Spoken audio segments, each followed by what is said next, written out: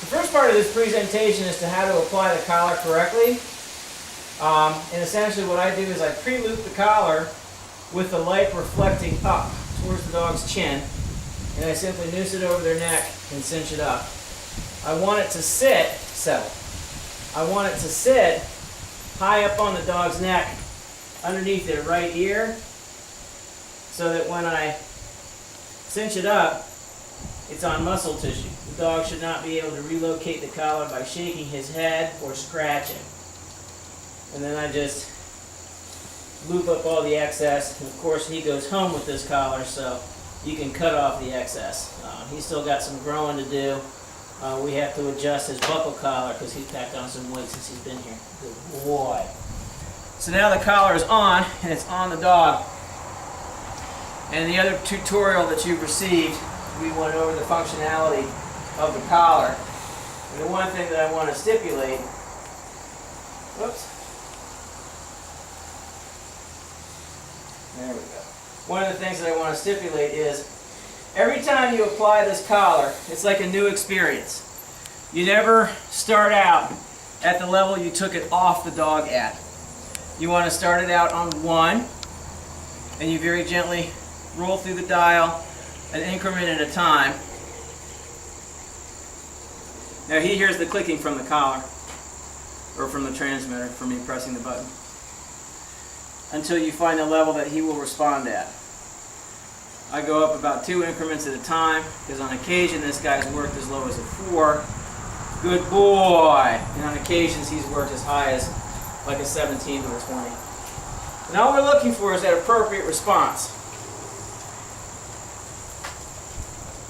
Good boy! So what I'm doing is I continue to tap on the momentary function, which is 1/10 of a second. So it's a tap, tap, tap, tap rhythm. And every time the dog moves towards me, I reward him. Good boy! So what I do is I pair that stimulation with something pleasant. And you can see, head's up, his tail's wagging. It's not causing any distress. Good, good. And even though I'm getting an appropriate response, I continue to tap. Good, good. Because I'm going to start changing the criterion relatively quickly. I want him to see that moving with me is better than opposing me. But instead of wrestling with him, good, good, and yelling at him, good. Sit. Good boy. I want to start getting him used to the idea that his attentiveness is what engenders that rewarding habit. Okay. And I can release him. I told him okay, which essentially is not only a marker that indicates that the reward is forthcoming, but it's a release from the exercise that we were just currently engaged in. I use okay a multiple of different ways, but essentially with a new dog just starting out, what I want him to understand is that he is released to his reward, which means I'm no longer going to place him under pressure to perform anything, and I may occasionally give him some type of tangible reward, a treat, a toy, a pat on the head, something. Good, good. Now, I was not applying stimulation at that time, but what he learned was the last time I got something good was at your feet and facing you. Okay. So again, we release and with an enthusiastic okay, and allow him to explore. When he gets to a certain point, you can see the opposition reflex. As soon as he hits the end of that leash, good. As soon as he hits the end of that leash, he starts struggling. As soon as he moves away, as I'm tapping, he moves closer to me. Good. That's close enough. You're not sitting directly in front of me, but you are looking at me. Yes. Good pup. And as soon as he directed his eyes to me, I marked it and rewarded him. Okay. Now the reason we're working inside today is because outside it's slightly more than breezy. So I want to make sure that you can hear what I say. Good pup. Again, we're going to let him explore. Now he understands the conditioning to a certain point. We haven't been putting him under a lot of pressure. He was heart positive, although he's a very He just recently finished up with his heartworm treatment a little over a month ago, and he fatigues very easy. Good, good. Sit. Very nice. Good pup. Now, if you noticed, I gave him the sit command while simultaneously I was tapping him until I got the appropriate response, which is to sit. Good boy. Here. Sit. Very nice. So now we start rolling in a multiple of behaviors at the same time. Come towards me at here. Good. Here. Sit. No, no. Here. Sit. Good. Blech. Don't ever do that at home. Freeze-dried liver is nasty. And then once he gives me the appropriate response, I'm rewarding him. Boom. Here. Tap, tap, tap. Good. Here.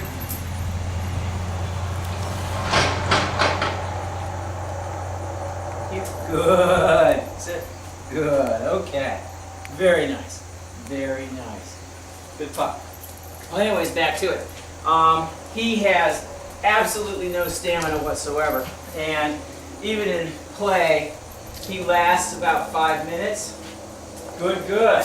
This is a voluntary behavior that should get him an automatic reward. Very nice.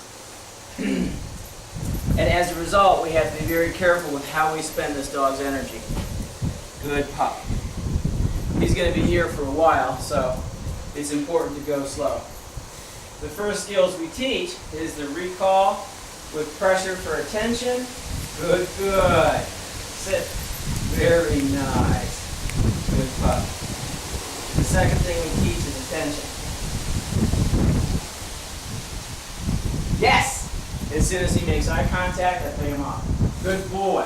Because essentially, what the recall command means is, look at me. Whether it's at a distance from 150 yards to whether, he's 15 inches away. It doesn't matter. When I say here, which is come to me, essentially what I'm saying is look at me. In order for the dog to satisfy that requirement, what does he have to do? He has to be directly in front of you in order to make that eye contact. Here.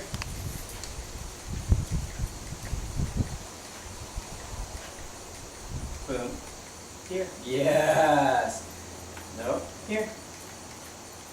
Good. Sit. Yes. Very nice. Now, if you notice, I don't know if the sound will pick it up. Okay. Yes.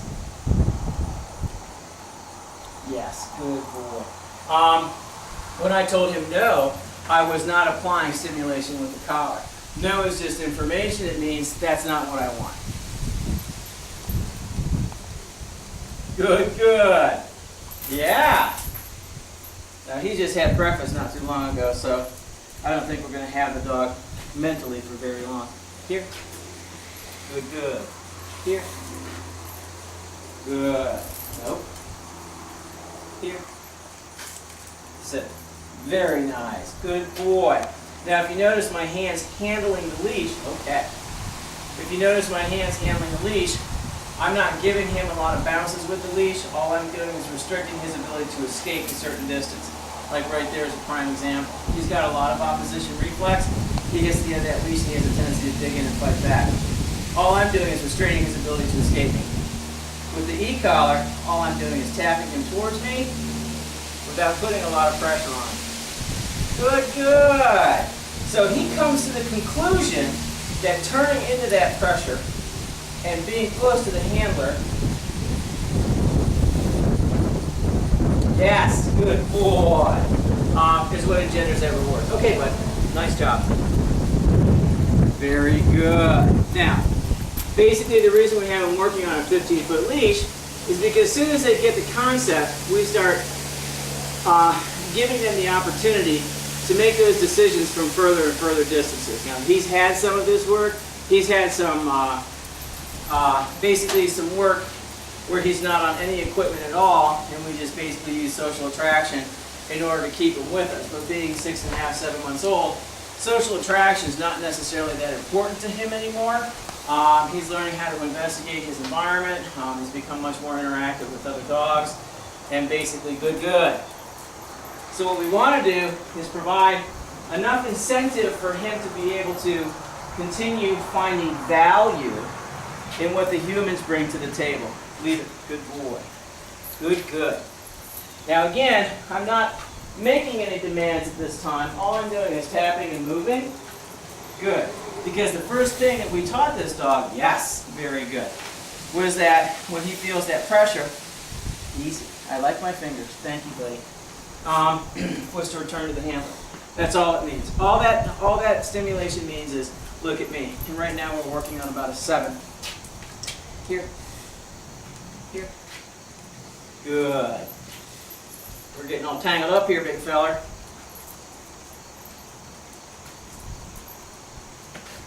Good. Sit. Yes, very nice. All right. So after we've mastered something as simple as the here, sit, we start moving into skills where we want the dog to actually actively move away from us. The vast majority of dogs, I knows it, huh? The vast majority of dogs have a tendency to help facilitate separation anxiety issues because not so much they don't know how to stay, but they don't know how to depart. And what I mean by that is in an environment where it's just you and the dog. You're hanging out watching TV,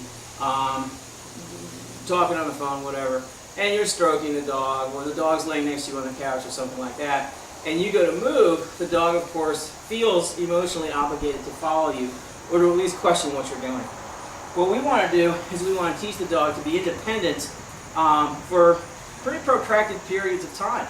We want to teach them a state of relaxation so that they don't feel bound to be so invasive in owner personal space or around doorways or things like that. Now this guy has never had the kennel command, so this is the command that we're going to be introducing today. And since we have been doing some collar pressure, here, buddy, here. What I'm going to do is lure him to the table with a little bit of leash, direct leash pressure, here,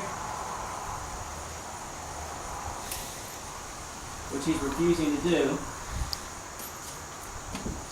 Good. Good, good. And I'm going to physically place him up here because he obviously has concerns. We had him at the vet the other day for a bit of a canine adventure because he's had a lot of veterinary attention in the past. Most of his attention has come for the care he's received for the heartworm, obviously. And he had a little bit of inhibition about the table because the vast majority of a lot of his unpleasant experiences are associated with the table. So we want to get him up here and realize that it's not all bad. One of my own dogs is very similar to this. Yeah, see that? She equates the table with grooming, which she is opposed to because she's young and doesn't think that she needs to look pretty. So what we do is we pop her up here pretty frequently just to let her know that the table is no place to stress. As you can see, he's got rigid body posture. He's really very uncomfortable. And although I am applying some direct pressure to get him up here with a leash, okay. As soon as he relaxes, I'm letting him go. So for this particular moment, one of the things that we're going to use as a reward mechanism for him is for his ability to be able to escape the table, which he does not like. Good. Now that he's been up here somewhat, good, good. Again, I'm going to hold him to it. I'm not going to use the key collar, but I am going to use air pressure with the leash. Good. Good. Very nice. See that? You didn't die. Look at that. You didn't die. Good boy.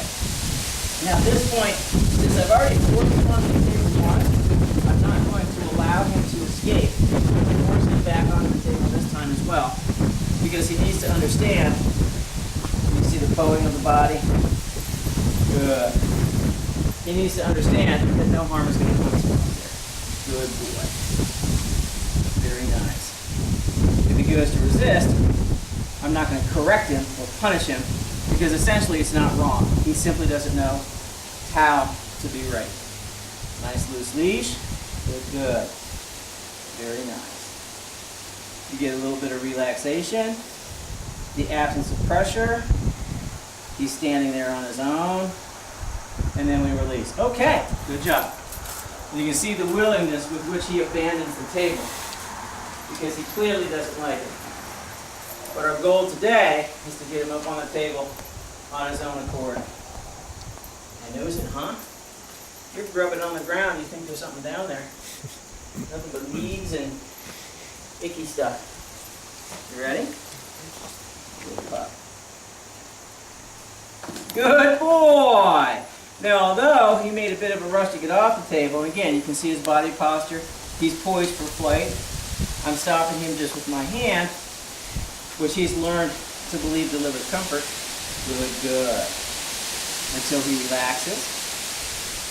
Good boy. Very nice.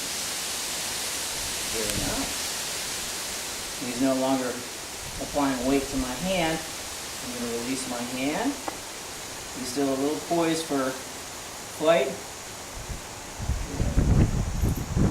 I'm going to prevent him from taking off. Good. Let him come to the conclusion on his own. Again, loose leash. There's no visible pressure holding the dog there. We're going to hold him there for a little bit longer. And then we're going to release.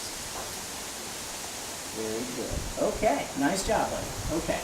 Now, I'm not going to pull him off the table. If you notice, that nanosecond, he actually hung up a little bit on his own, because all of a sudden he's starting to make the correlation that it's not the evil demon that he seems to think it is. You're such a good boy. You are. You're a very good puppy. Good boy. Now, you're going to ask, why am I not using food to get him up there? One, because if you noticed early on, the very first attempt, he resisted. And I use food as a reward for voluntary behavior. I do not use food to lure or to bribe. Now he's wrapped himself around my legs. And again, I'm not going to fight with him over that. I'm going to let him figure it out on his own. It's a dangerous habit. Good. And again, the resistance to stay up here for any length of time, the thought that he needs to flee because bad things are going to happen to him. Good boy. Good boy. Now, I don't know if the camera caught it, but he actually, as he was getting ready to fly off the table, when he hit the end of the boundary of the leash, he automatically defaulted into a sit. You know, if you look at his posture, he is clearly poised for flight. He's a little bit more investigative, which is good, and that's actually what I'm going to reward. So we're rewarding calm behavior. Good. Very nice, huh? Very nice.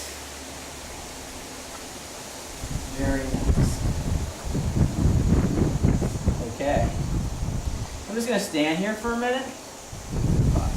He knows that okay means he's free.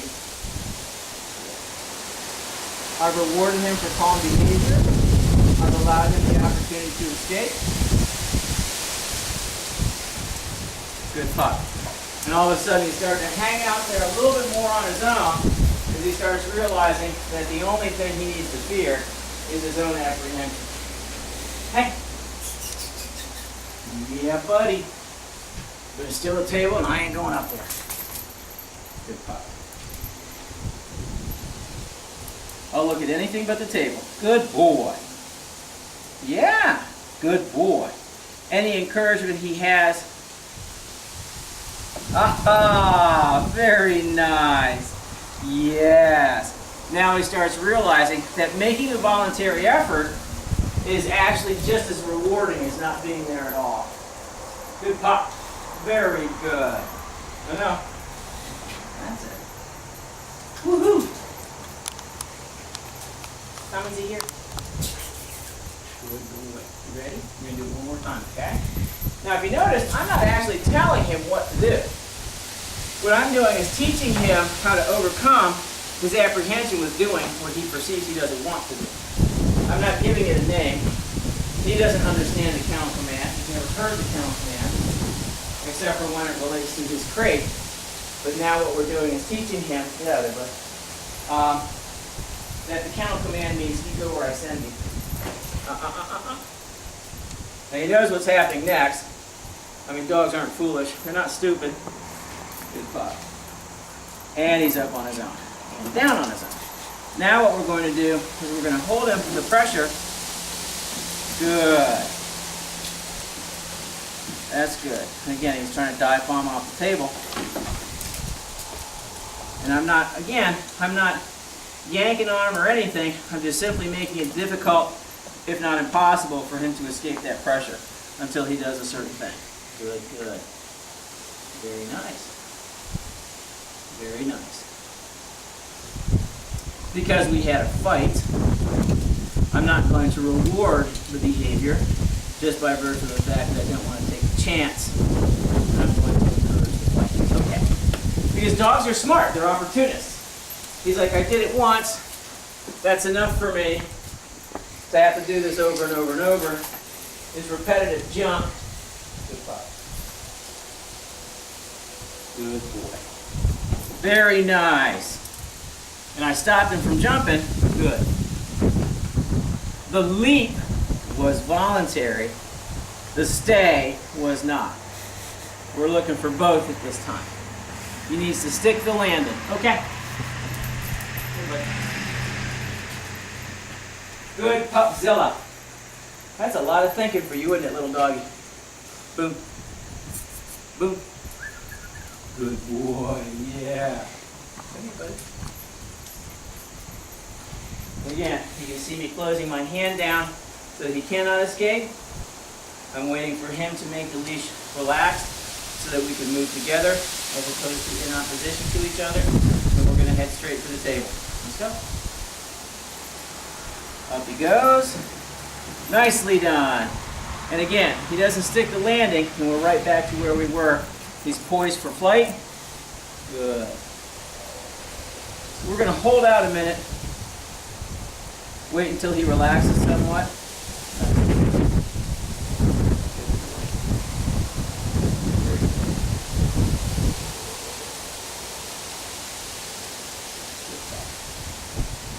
And then I'm going to quietly give him a release. Okay. And give him the opportunity to stick it out. Again. No pressure. Good, good. Now when I go to move, he's going to bolt, which is fine. I did tell him okay. But what I'm hoping to see is that he'll stay there just a little bit longer. And no. Okay. That's fine. We have plenty of time. Good pup. He keeps his humor. Where did she go? Yeah. Here, buddy.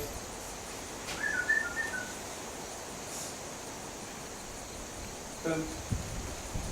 Here. Good. Sit.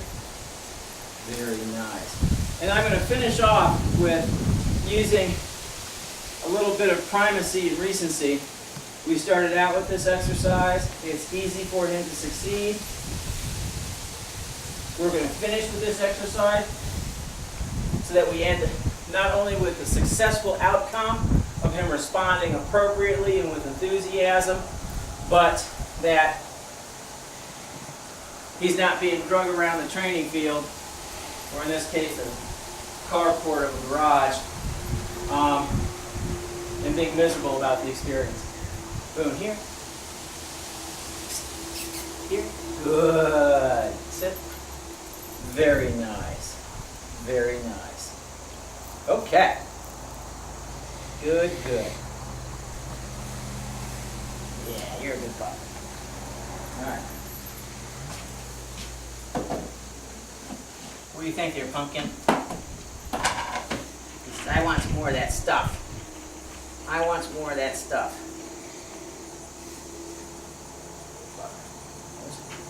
We may have to put him on 24-hour contact. I was just thinking about that. He's got a bit of quit in him. Part of it's because he's been so sick. Part of it's because he's been endorsed for that behavior. Because, you know, poor pitiful puppy. Which is okay. I mean, he's been sick. And it's hard to put pressure on a dog who's not feeling good. But in the same token is, you know, the bottom line is you're the dog and I'm the boss, and I get to tell you what to do. And I get, after training, I should have a reasonable expectation that you will do as you're told. Yeah. Huh, buddy? Good.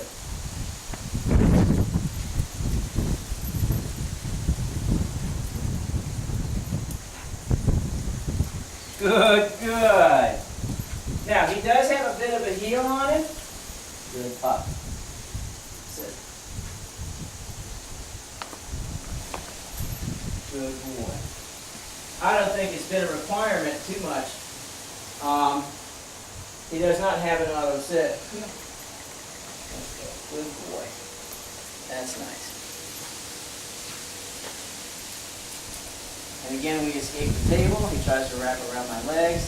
My hold on the leash prevents it. Pressure tells him that the only thing he can do is go forward. I reward him for that.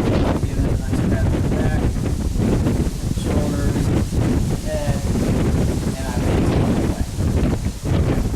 Again, the point of this is not so much the kind of pressure or the amount of pressure you put on the dog. The lesson is the inevitability dictates. The only way to escape this pressure, be it direct pressure with the leash or indirect pressure with the collar, the only way to escape pressure is to move ahead of it. Just like that. Now, he did a little bit of resisting when he hit it, but then he stopped and turned. Okay. So we get a big payoff for that because that was exclusively voluntary. I don't know if the camera picked it up, but he actually moved in advance of me because he realized the only way to get out of this is to go through it. Good pup. Good boy. Very nice. Now, I'm going to tempt fate to do one more just to make sure we got it right. Good boy. Aha. And then we got a nice sit and turn. And that is our lesson for the day. Good job. Nicely done. Good, good. Yeah, you're the best. Okay.